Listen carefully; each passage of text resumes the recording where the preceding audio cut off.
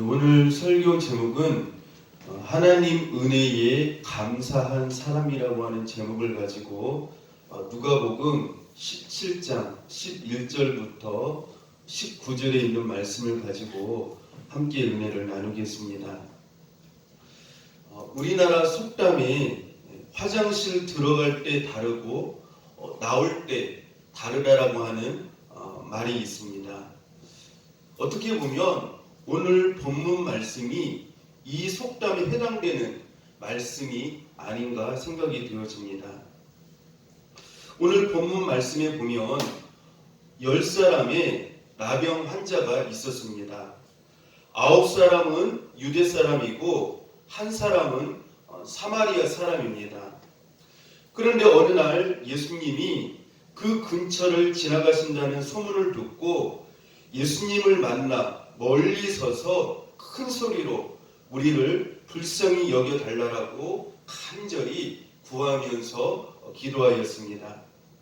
그런 뒤에 나병 환자들은 예수님의 말씀을 따라서 제사장들에게 자기들의 몸을 보이기 위해서 갔습니다. 가는 도중에 10명 모두가 나병이 깨끗하게 나음을 입었습니다. 여기까지는 10명의 행동이 똑같습니다. 그런데 그 뒤로는 9사람과 한 사람이 갈라지게 되어집니다. 9명의 유대인들은 그냥 그대로 제사장에게 자기 몸을 보이고 자기의 길을 가게 되어집니다. 그러나 한 사람, 이방인이었던 사마리아 사람은 가던 길을 돌이켰습니다.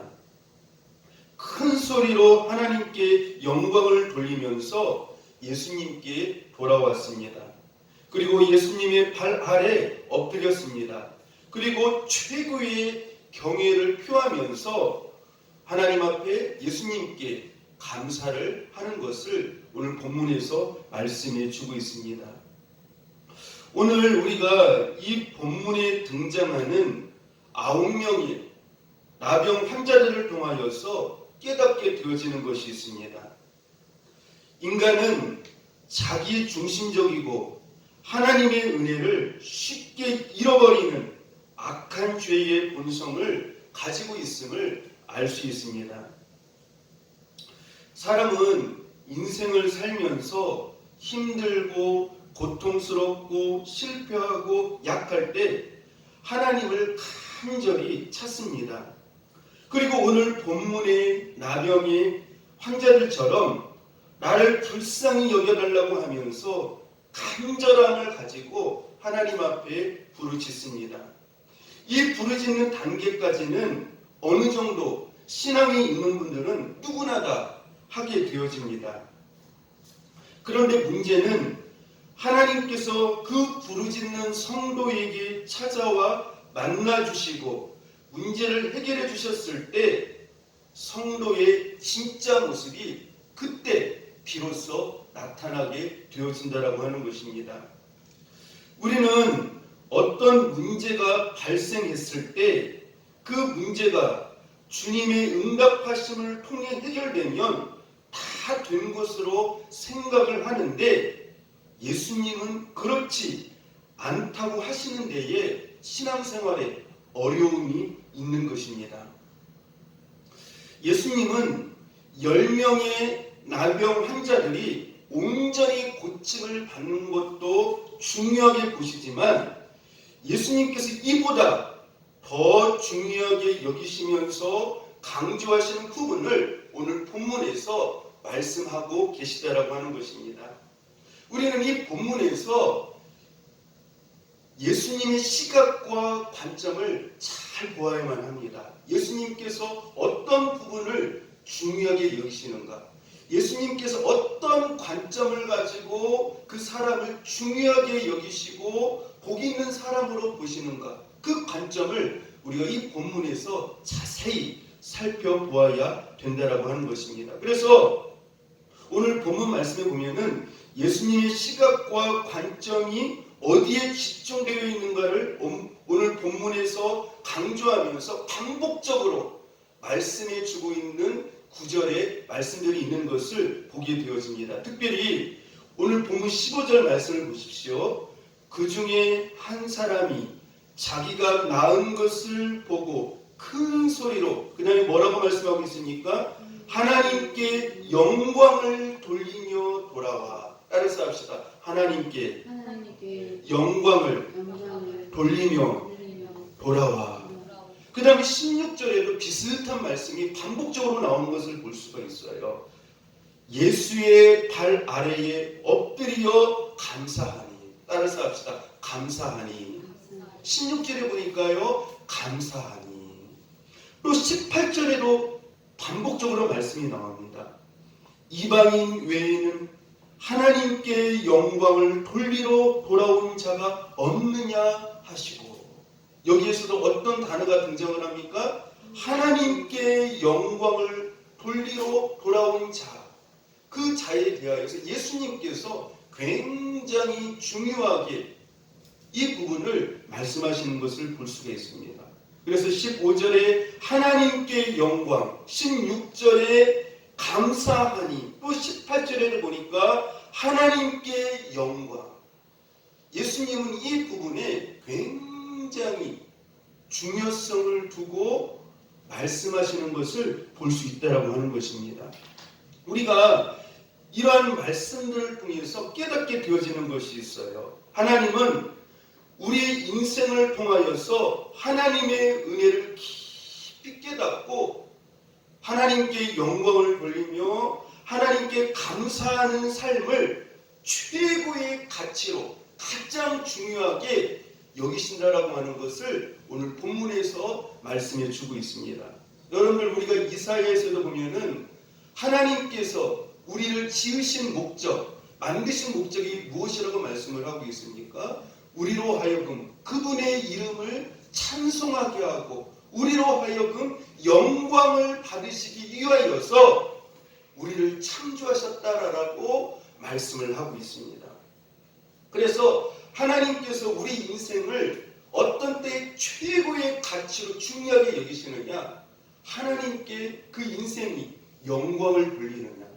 하나님께 감사의 삶을 살아가고 있느냐? 그 사람을 가장 최고의 가치로 여기면서 하나님의 중요한 사람으로, 하나님의 사람으로 기뻐하신다라고 하는 것을 우리가 말씀을 통하여서 알게 되어집니다.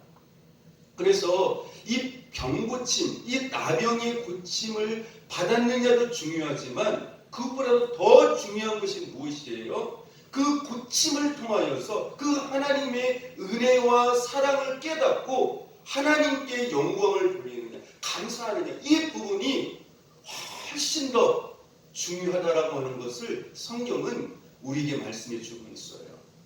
여러분들, 우리의 삶이 하나님께 영광이 되어지고 하나님께 늘 감사의 삶으로 가득 차시기를 축복합니다. 우리가 인생을 살아가면서 어떠한 문제가 해결되어진 할지라도 이 부분이 빠져버리면 하나님께서 그 사람을 기뻐하지 않으세요. 본인 자신은 기쁘겠죠. 자신 문제가 해결되었으니까요. 그러나 하나님은 그렇지 않다는 것이에요. 너의 문제가 해결되어졌느냐?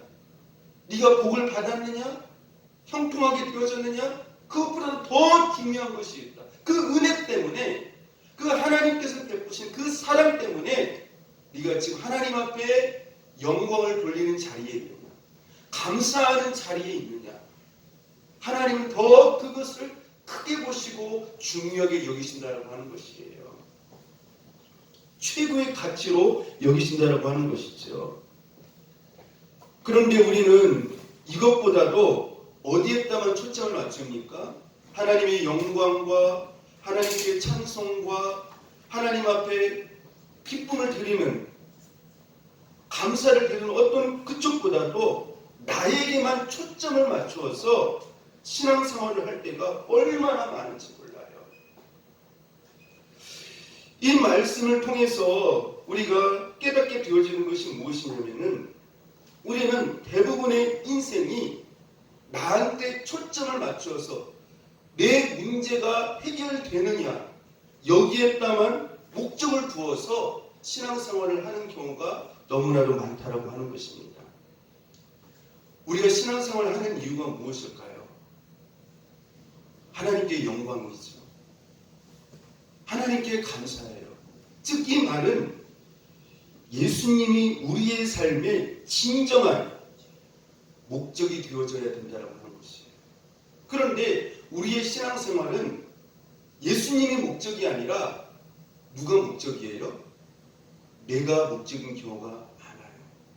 내 문제에만 목적을 두고 예수님을 믿을 때가 굉장히 많다라고 하는 것이죠. 즉 9명의 나병 환자들은 무엇이 목적이었습니까?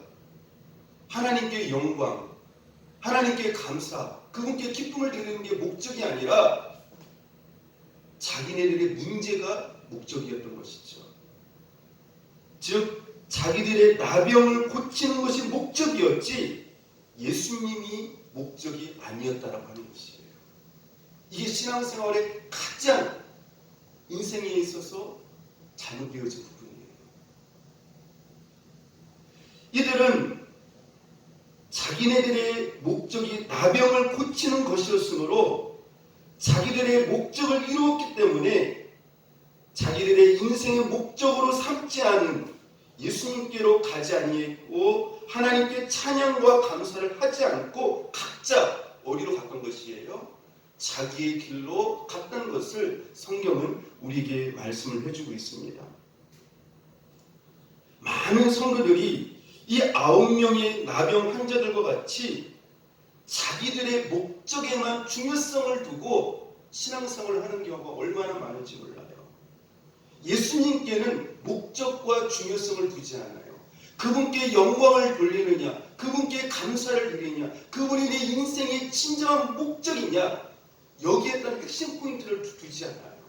방향을 두지 않아요. 자기의 힘들고 어려운 그 부분만, 자기에게만 목적을 두어서 신앙생활을 한다라고 하는 것이죠. 그래서 자기의 목적이 해결되어지면 예수님이 목적이 아니기 때문에 어떡합니까? 자기 길로 가게 되어진다라고 하는 것이죠. 이들에게는 하나님의 은혜, 하나님께 찬양, 감사는 아무 의미가 없어요. 그리고 이들에게는 그런 생각도 나지 않아요. 인생에 있어서 자기에게만 초점을 두고 신앙생활을 하기 때문에 이들이 가장 중요하게 여기는 것은 두 가지예요. 두 가지입니다. 이들이 신앙생활하는 이유는 딱 두 가지예요. 내 인생의 문제가 해결되어지느냐, 그리고 또 한 가지는 뭡니까? 내가 얼마나 복을 많이 받느냐. 이 두 가지에다만 초점을 두고 신앙생활을 하는 경우가 대부분 많다라고 하는 것이죠. 물론 이것이 극히 잘못되었다는 것이 아니에요. 그러나 하나님께서 요구하시는 본질적인 신앙의 방향을 많은 신앙인들이 잃어버리고 치우쳐서 신앙생활을 하고 있다는 데에 잘못이 있다라고 하는 것이에요. 다시 말씀드리면 하나님께 초점을 두어야 되는데, 하나님께 목적을 두어야 되는데, 그분의 영광과 기쁨에 초점을 두어야 되는데, 신앙생활은 모든 근본적인 이유가 뭡니까? 자기에게 목적을 둔다는 것이죠. 자기에게 의미를 두고 자기에게 이유를 둔다라고 하는 것이죠. 그래서 자기만 잘 되면, 자기만 행복하면 그것이 다 된 줄 알고 하나님의 은혜와 사랑은 전혀 생각하지 않고, 따라서 합시다. 관심도 없으며 감사도 없고 자기를 위하여 자기의 길로 갑니다. 그래서 이런 사람은요, 하나님을 믿는다고 표현하지 않습니다. 하나님을 믿는다고 말하지 않아요. 하나님을, 따라서 합시다. 하나님을 이용한다. 하나님을 이용하는 거예요. 여러분들 하나님을 섬기면서도요, 자기에게 목적과 이유를 두어서 자기의 어떤 그 목표를 이루기 위하여서, 자기의 어떤 그 문제를 해결하기 위하여서 하나님을 이용하면서 하나님을 섬기는 사람들이 얼마나 많은지 몰라요. 여러분 그렇게 신앙생활 하지 않기를 바랍니다. 그렇게 신앙생활 하지 않기를 바라요. 성도는 하나님을 내 인생의 목적으로 이용하기 위해서 믿는 것이 아니라 하나님이 내 인생의 무엇입니까? 진리이시고 생명이시고 길이시기 때문에 내 인생의 진정한 목적이시고 그러한 하나님 없이는 1분 1초도 살 수 없기 때문에 믿는 것이라고 하는 것입니다.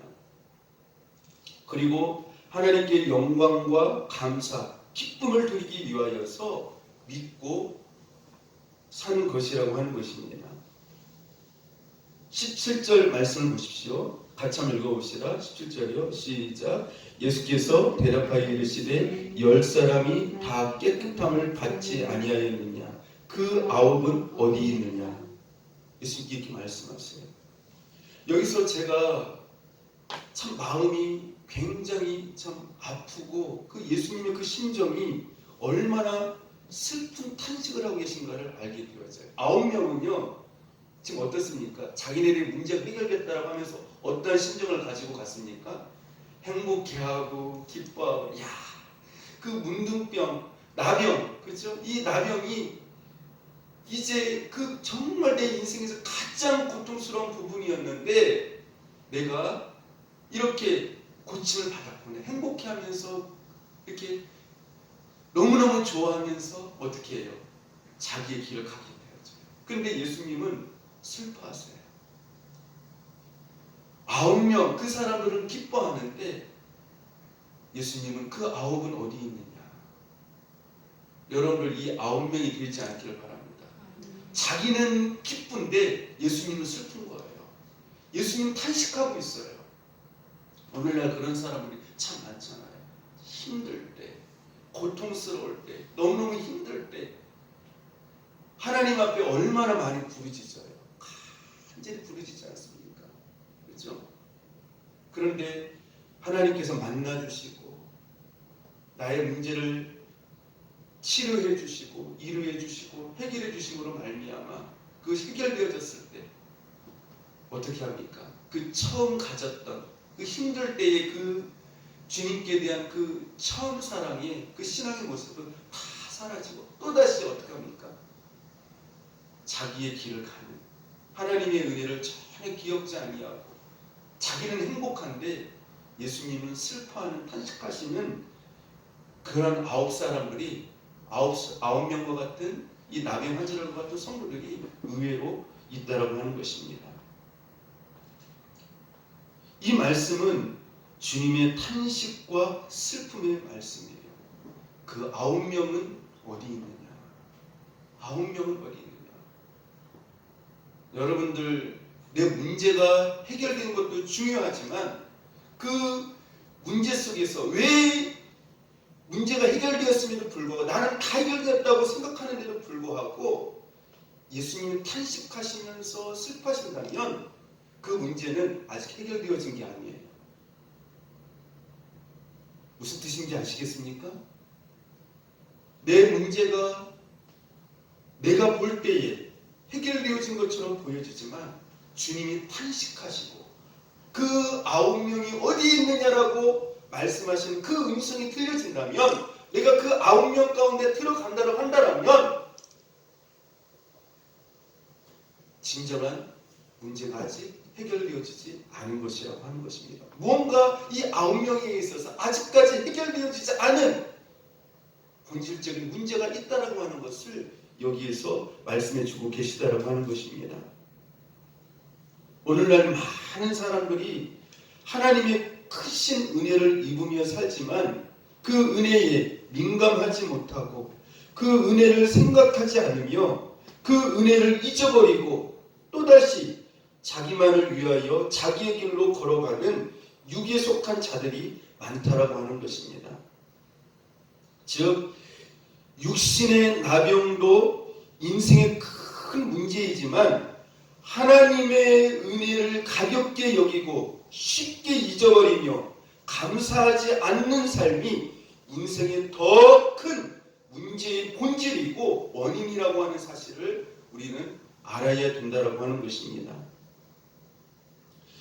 이들 나병 환자 9명은 육신의 나병은 고침 받았을지 모르지만 따라서 해봅시다. 가장 중요한 마음과 영혼의 병든 나병은 고침을 받지 못했습니다. 이들의 나병 환자 9명은 육신의 나병은 고침 받았을지 모르지만 가장 중요한 마음과 영혼의 병든 나병은 고침받지 못했다라고 하는 것이에요. 따라서 육신의 나병만 고침을 받고 영혼의 나병은 고침받지 못하였기 때문에 온전히 고침을 받지 못한 것입니다.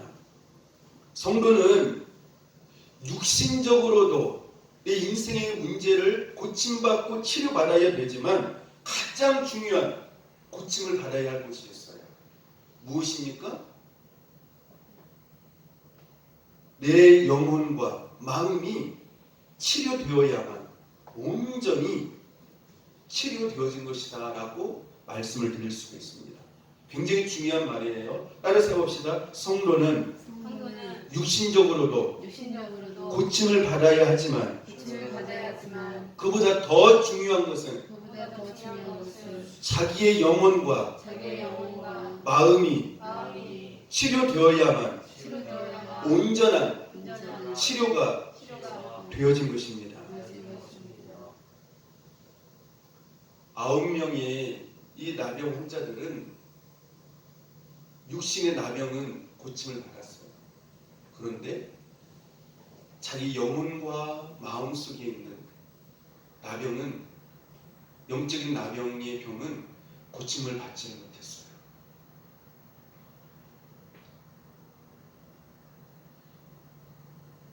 영혼의 나병을 고침받지 못하면 우리 인생에 아무런 소망이 없어요. 여러분들, 영적 나병이 무엇입니까? 영적인 마음의 나병이 무엇이에요? 영적 영혼의 나병이 무엇입니까? 하나님께 은혜를 받았음에도 불구하고 그 은혜를 느끼지를 못해요. 깨닫지를 못해요. 그래서 하나님 앞에 어떻게 합니까? 영광을 돌리지 않아요. 감사하지 않아요. 이게 영적 마음의 또 영혼의 나병을 걸린 것이에요. 이게 더 심각한 것이에요. 육신적인 그 나병이 걸린 것도 정말 고통스럽고 힘들고 인생의 큰 문제이지만 더 큰 우리 영혼의 병이 있는데 바로 내 마음과 내 영혼의 그 나병이 인생의 더 큰 병이고 무서운 우리의 영혼을 갉아먹는 영적으로 무감각하게 만드는 무서운 병이라고 하는 사실을 우리는 알아야 합니다. 오늘날 많은 사람들이 영적 나병에 걸려서 살아가는 사람들이 얼마나 많은지 몰라요. 여러분들, 이 코로나 시대에 많은 사람들이 이 사마리 한 사람처럼 행동하고 있습니까? 9명의 나병 환자들처럼 행동하고 있습니까? 많은 사람들이요, 이 코로나 시대에 하나님의 그 은혜를 잃어버리고 무감각하게 어떻게 해요? 9명의 나병 환자들처럼 자기의 길을 따라서 하나님께 영광을 돌리지 아니하고 하나님께 감사하지 아니하고 그 은혜를 다 잊어버리고 자기의 길로 가는 것들을 우리는 볼 수 있지 않습니까? 영적 나병이 더 무서운 병이에요. 영적 나병의 병을 고침받을 수 있는 시간이 될 수 있기를 축복합니다. 여기서 중요한 것은 이러한 9명의 나병 환자와 같은 신앙의 자세가 성도에게도 동일하게 나타날 수 있다라고 하는 것이죠. 그래서 예수님께서 지금 문제시하는 것은 무엇입니까? 이 10명의 나병 환자들은 육신적인 것을 그들의 인생의 문제로 생각을 하면서 가지고 왔어요. 그렇죠? 근데 예수님은 그 문제보다도 더 중요한 문제를 그들의 인생의 문제로 말씀을 하고 있어요. 그게 무엇입니까? 그 아홉은 어디 있느냐? 그 아홉은 어디 있느냐? 그 말씀이 뭐예요? 하나님의 은혜를 무감각하게 가볍게 여기고 하나님께 영광 돌리지 아니고 감사하지 아니라 그것을 더 큰 병으로 문제로 인생의 더 큰 문제로 예수님께서 말씀하고 계시다라고 하는 것이죠. 여러분들 이 시간에 영적인 마음과 여러분의 영혼이 그 영적인 나병의 상태에 있다라고 본다면 여러분들 이 시간 깨끗하게 고침받을 수 있는 저 여러분 될 수 있기를 축복합니다. 사실 우리는 인생에 엄청난 제일 큰 문제가 해결된 사람이죠. 제가 늘 말씀드리지 않았습니까? 어떤 문제가 해결된 사람이에요? 지금 오늘 이 본문에서 등장하는 나병 환자, 그 육신의 그 나병 환자의 그 질병이 치료된 것보다도 우리는 사실 인생의 제일 큰 문제가 해결된 사람이에요. 제일 큰 문제. 그래서 우리가 어떻게 보면 이 문제가 해결되어졌기 때문에 인생에서 일어난 여러 가지 크고 작은 문제들은 인생의 진정 문제라고 볼 수가 없어요. 여러분들 우리가 어떤 문제를 해결받았습니까? 죄의 문제죠. 이 죄는 우리를 어떻게 하게 만들어요? 이 죄라고 하는 것은 우리 인생이 아무런 소망이 없게 만들어요.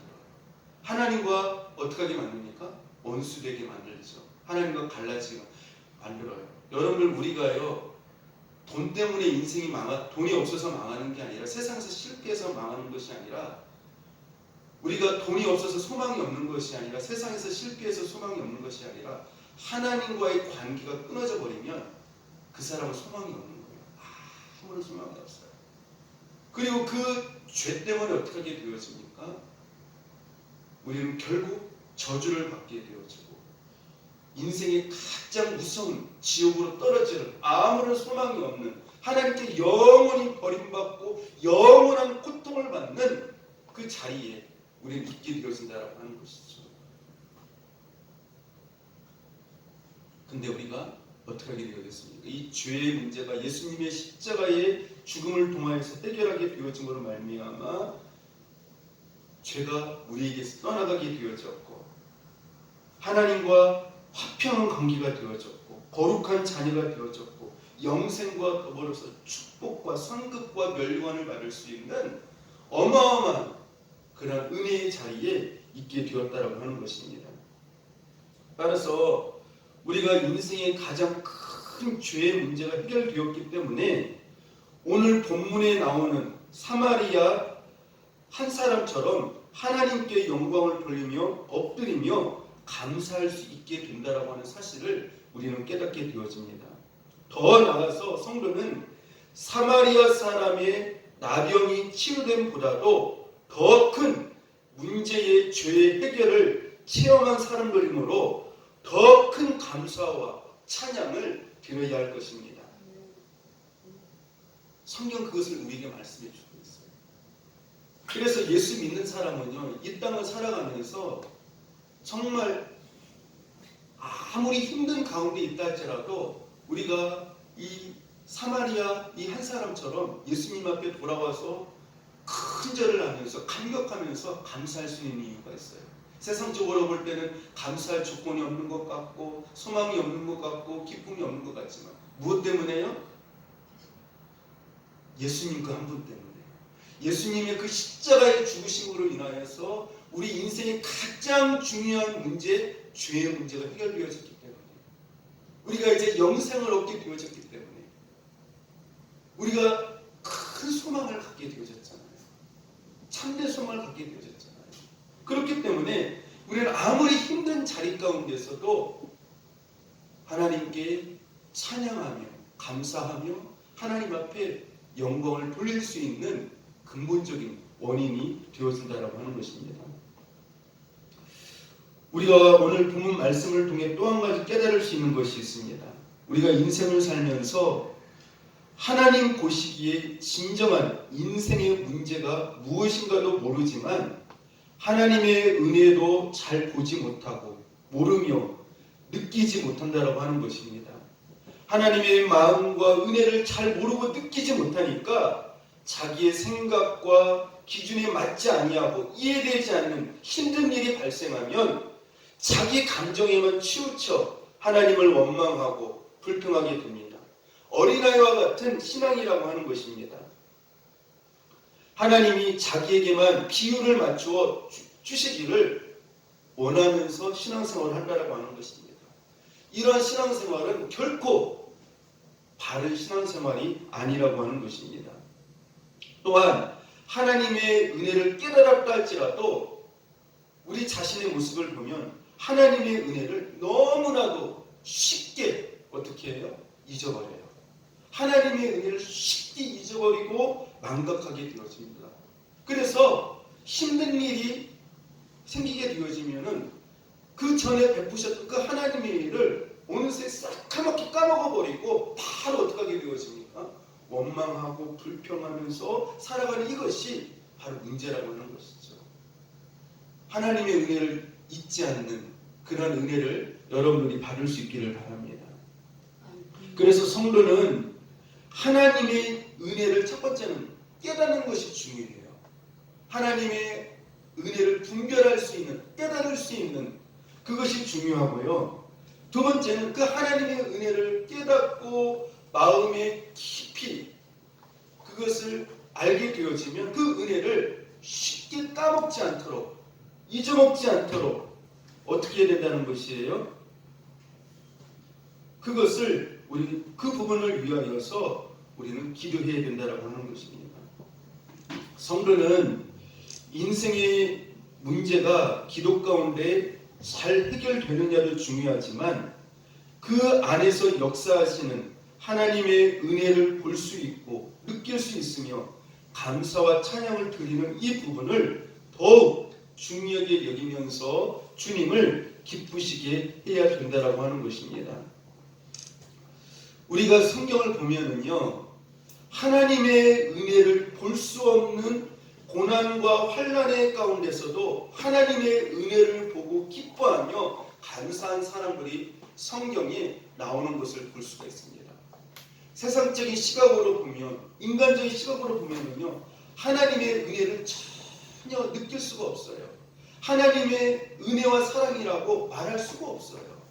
그런데 그 힘든 그런 상황 속에서 하나님의 은혜를 보는 그러한 사람들의 성경에 보면 많이 등장하는 것들을 볼 수가 있습니다.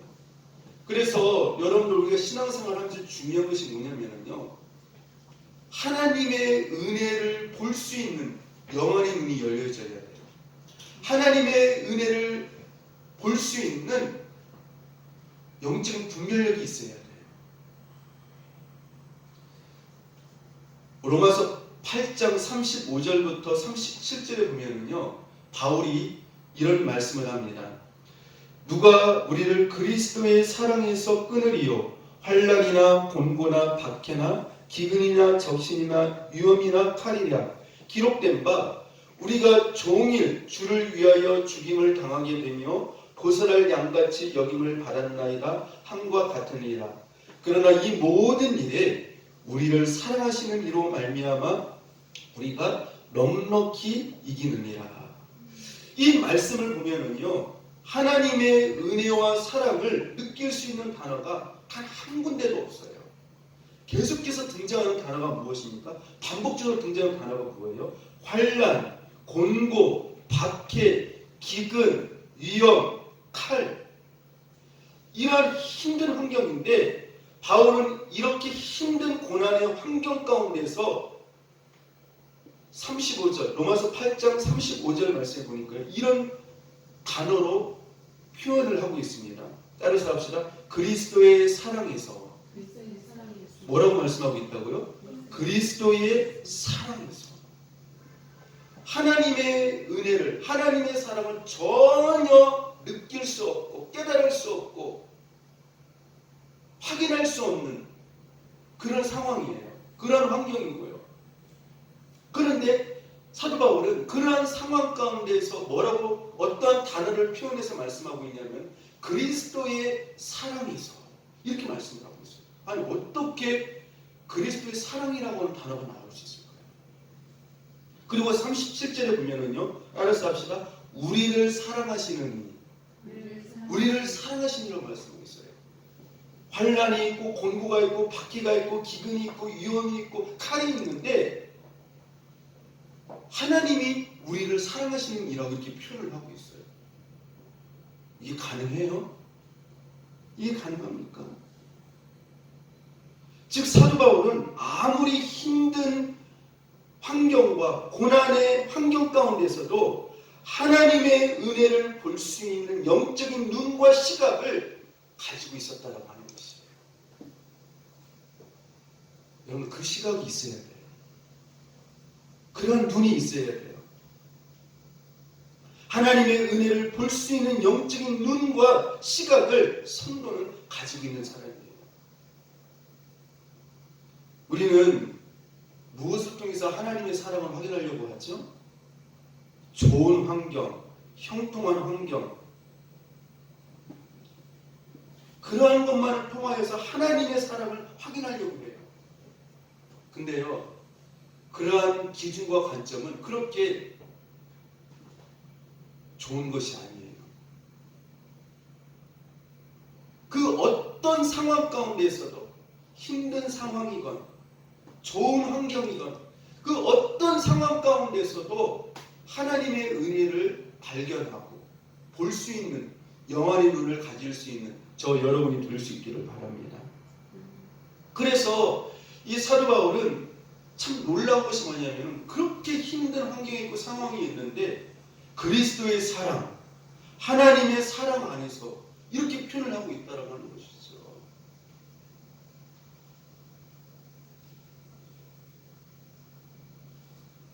어떠한 상황 가운데서도 하나님의 은혜를 볼 수 있는 영적인 시각, 말씀의 시각을 가질 수 있는 성도님들이 될 수 있기를 바랍니다.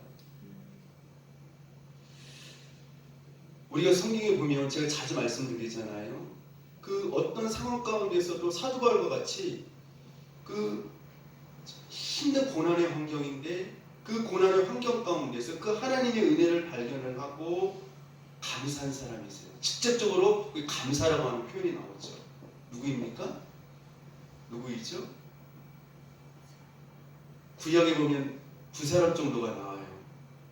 두 사람 정도가요. 첫 번째는 다니엘이죠. 다니엘이 기도함으로 말미암아 어떻게 하게 되어졌습니까? 기도하는 사람은 다 사자굴에 집어넣는다라고 하는 왕의 조수의 그 공문을 도장이 찍힌 그 공문을 알았음에도 불구하고 어떻게 했습니까? 예전에 행하던 대로 하나님 앞에 어떻게 해요? 네? 기도하는 자리에 있게 되어죠. 기도하면 어디에 들어가는 거예요? 사자굴에 들어가는 거예요. 근데 놀라운 것은 뭐냐면요. 우리 같으면 어떻습니까? 하나님, 내가 이렇게 하나님 앞에 시간이 없음에도 불구하고 내가 이렇게 총리로 있으면 시간이 없음에도 불구하고 늘 시간을 내어서 하나님 앞에 기도하고 하나님 앞에 영적 교제의 삶을 살고 말씀대로 사는데 왜 이러한 고난이 임합니까? 왜 이러한 어려움이 임합니까? 하면서 따지고 그렇죠? 원망하고 하나님을 의심하고 그렇게 하지 않습니까? 근데요 거기에 보면은 다니엘은 그러지 아니에요. 그러지 아니에요.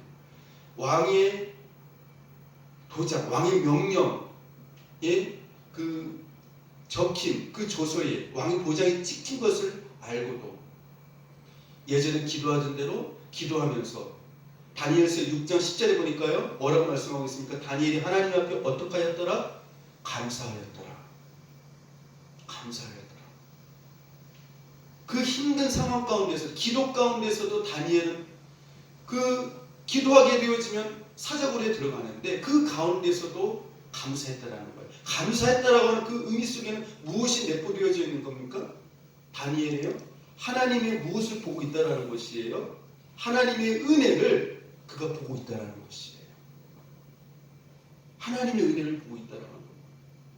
예수 믿는 사람은요. 아무리 힘든 상황 가운데서도 하나님의 은혜를 보는 사람이에요. 여러분들 선지자 중에서 난 여호와로 즐거워하고 난 여호와로 만족한다고 사슴의 발과 같이 기뻐하면서 뛴다라고 고백한 선지자 한 사람이 있죠. 무화과 나무에 열매가 없고 외양간에 소가 없을지라도, 그렇죠? 포도나무에 소출이 없을지라도, 그 아무것도 없다 할지라도 난 여호와로 인하여서 어떻게 한다고요? 즐거워. 그러니까 어떤 상황 가운데서도 하나님의 은혜를 하박국 선지자는 보고 있다라고 하는 것이죠. 더 놀라운 거 이제 우리가 신약으로 가서 보면은요, 어떻게 영광을 돌립니까? 어떻게 영광을 돌려요? 여러분들 스데반 한번 보세요. 스데반이 복음을 증거하다가 이렇게 그 완악한 유대인들에 의해서 돌을 맞잖아요. 근데 이 스데반의 얼굴이 어떻습니까? 어떤 얼굴이었어요? 천사의 얼굴 같았잖아요. 그러니까 그 엄청난 핍박과 그 순교의 현장인데 그 순교의 자리에서도 그 돌이 보여지는 것이 아니라 하나님의 무엇이 보여져요? 하나님의 은혜가 보여지는 것이에요. 그러니까 얼굴이 어떻게 되어져요? 천사의 얼굴과 같이 보여지는 것이에요. 여러분 이 단계까지 들어가셔야 돼요. 근데 많은 사람들은요, 보이는 것만을 가지고 하나님의 은혜를 확인하려고 해요.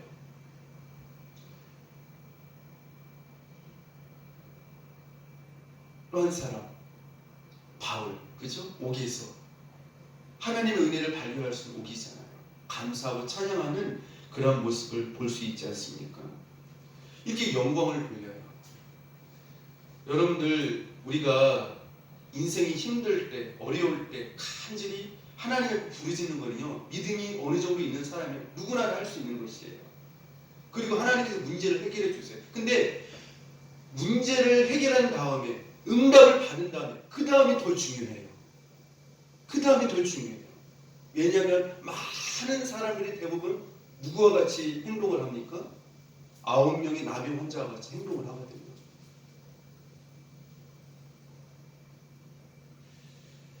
이제 결론적으로 말씀을 드리고 마치려고 합니다. 우리가 신앙생활을 하는 데 있어서 문제가 해결되고 축복을 받는 데에만 초점과 기준을 두어서는 안 된다라고 하는 것입니다. 물론 이것도 중요하지만 여기서 더 나가셔야 돼요. 하나님께서 베풀어 주신 은혜에 어떻게 해야 됩니까? 더 깊이 감사하고 하나님께 영광을 돌리는 데에 더 큰 목적을 두고 신앙생활을 해야 돼요. 우리의 신앙생활은 내가 얼마나 응답을 받고 축복을 받느냐 이것도 중요하지만 더 큰 목적은 뭐예요? 하나님께 영광이에요. 그분께 감사드리는 거예요. 그게 제일 큰 무엇입니까? 우리 신앙생활의 목적. 이것이 빠진 상태에서의 신앙생활은 아무리 큰 축복을 받았다 할지라도 9명의 나병 환자와 같은 그 9명은 어디 있느냐? 예수님께서 슬퍼하시는 그러한 신앙생활이 될 수밖에 없다고 하는 것이죠. 고난과 힘든 환경 속에서도 하나님의 은혜를 볼 수 있는 영적인 눈이 있으시기를 축복합니다. 여기까지 가야 돼요. 힘든 그 상황 가운데서도 하나님은 나를 여전히 사랑하고 계시구나. 하나님의 사랑, 하나님의 은혜를 볼 수 있는 영적인 시각이 있어야 된다고 하는 것이죠. 그리고 하나님의 은혜를 받았으면 또 한 가지는 무엇입니까? 그 은혜에 감격하면서 그 은혜를 쉽게 까먹지 않게 하려고. 여러분들 우리가 예수 믿는 사람들이 왜 신앙생활이 뜨겁게 하다가 왜 신앙생활 시들시들해지는 것일까요? 하나님의 은혜를 쉽게 잊어버려요. 망각해요. 영적인 건망증이요 얼마나 심한지 몰라요. 하나님의 은혜를 까먹지 않게 하려고, 잊지 않게 하려고 항상 기도하면서 살아갈 수 있기를 축복합니다. 그래서 오늘 우리가 이 말씀을 통하여서 우리 인생의 본질은 내 인생에 있는 영적인 나병과 같은 여러 가지 문제를 해결받기 위해서, 그것을 위해서도 물론 우리가 신앙생활을 하지만 더 중요한 것은 예수님께 다시 돌이켜서 돌아와서 그분께 찬양하며 영광을 돌리며 감사를 드리느냐, 이것이 더 중요하다라고 하는 것. 그게 하나님께서 우리를 지으신 목적이라고 하는 사실을 알으시고, 여러분들 인생을 살아가면서 한탄해야 될 것이 무엇이냐면, 예수님이 한탄하신 그것을 한탄해야 돼요. 그 9명이 어디 있느냐. 다시 말씀드리면, 나는 왜 하나님께 감사하는 삶을 살지 못할까? 나는 왜 하나님께 찬양과 영광을 돌리는 삶을 살지 못할까? 그 부분을 놓고 더욱더 아파하고, 그 부분을 놓고 더욱더 기도할 수 있기를 바랍니다. 오늘 우리가 성경 마지막 절 19절에 보면은요, 이 나병 환자가요, 이 자신의 육신적인 나병의 그 병만 고침을 받았을 뿐만 아니라 19절에 보면 무엇까지 구원을 받았습니까? 같이 읽어봅시다. 시작. 그에게 이르시되 일어나 가라, 내 믿음이 너를 구원하였느니라 하시느니라. 아멘. 무엇까지도요? 영혼까지도요. 구원을 받았어요. 여러분, 우리가 이 세상에서요, 육신의 문제만 해결되었다고 해서 축복 아니에요. 우리의 영혼까지 구원받는, 치료받는, 회복되어지는 그 단계까지 가야만 온전한 축복이 되어지는 것이에요. 근데 9명은 육신의 고침만, 치료만 받았지 진짜 중요한 자기 영혼의 축복을 받지 못했다라고 하는 것이죠. 여러분들 이 말씀을 생각하시면서 주님께 늘 영광 돌리는 그런 축복의 삶이 되시기를 주님의 이름으로 축복합니다. 기도하겠습니다. 하나님 아버지, 감사합니다. 저희가 인생을 살면서 나 자신의 문제 해결과 복에만 치우쳐 살지 않게 하여 주시고, 더 나아가 하나님께 영광과 감사와 기쁨을 드리는 삶이 목적이 되어 살게 하옵소서. 예수님 이름으로 간절히 기도합니다. 아멘.